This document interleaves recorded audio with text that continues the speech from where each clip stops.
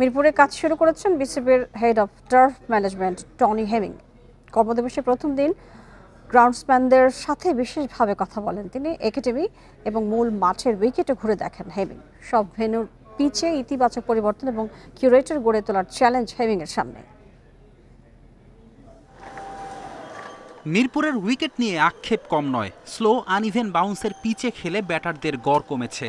ICC ইভেন্টে গিয়ে sporting উইকেটে হতে হয় নাস্তানাবুদ। কিউরেটর গামিনী ডি সিলভাকে নিয়ে তুমুল সমালোচনা বহুদিন থেকে। এবার হেড অফ টার্ফ ম্যানেজমেন্ট হিসেবে 2 বছরের চুক্তিতে টনি হ্যামিংকে এনেছে বিসিবি।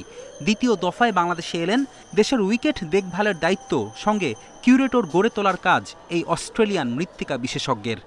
যত আপনার আমাদের ইন্টারন্যাশনাল গ্রাউন্ডগুলি আছে তার প্রধান দায়িত্ব হচ্ছে তার আন্ডারে এই সবাই এই আমাদের কিউরেটরস তার আন্ডারে থাকবে এবং তার আন্ডারে পিচগুলি ইমপ্রুভমেন্ট বলেন, রিলেইং বলেন, যাই হবে এগুলি হবে।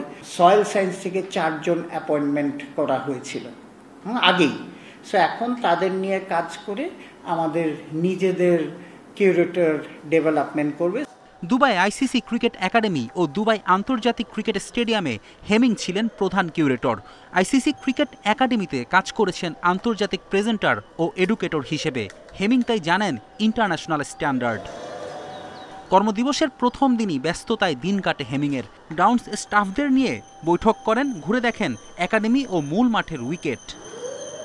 গামিনীর চুক্তির মেয়াদ এখনও 1 বছর। বাংলাদেশ ক্রিকেট বোর্ড খুশি নয় তার কাজে। আপাতত 17 দিনের ছুটিতে এই লঙ্কান ফিরে এসে কাজ করতে হবে হেমিংয়ের অধীনেই। ইফ উই ওয়্যার হ্যাপি তাহলে কিন্তু টনি হেমিংসকে মনে করতাম না আনার জন্য। 2023 সালে টনি হেমিংকে 2 বছরের চুক্তিতে এনেছিল বিসিবি, কিন্তু 1 বছর পরই আচমকা পদত্যাগ করে পিসিবির প্রধান কিউরেটরের দায়িত্ব নেন হেমিং। কাজের পরিবেশ নিয়ে প্রশ্ন তুলেছিলেন তিনি। গামিনীকে ইঙ্গিত করে বলেছিলেন লঙ্কান সিন্ডিকেটের কথা। এ যাত্রায় কাজের পরিবেশ নিয়ে আশাবাদী হেমিং। ফেরদৌস ইসলাম, ইন্ডিপেন্ডেন্ট নিউজ।